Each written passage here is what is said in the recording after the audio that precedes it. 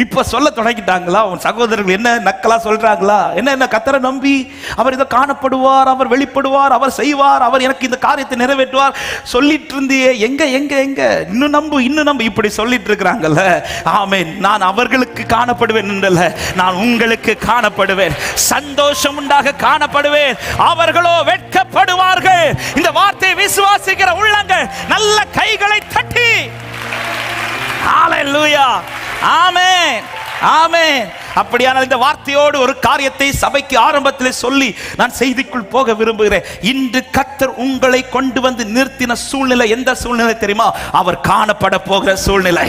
எத்தனை பேர் ஆமென் என்று சொல்றீங்க? என்னை கர்த்தர் கொண்டு வந்து நிறுத்தி வைத்த சூழ்நிலை, எனக்காய் கர்த்தர் காணப்பட போகிற சூழ்நிலை. ஆமென். ஆகார் சொல்லுகிறார், என்னை காண்கிறவரை நான் கண்டேன்.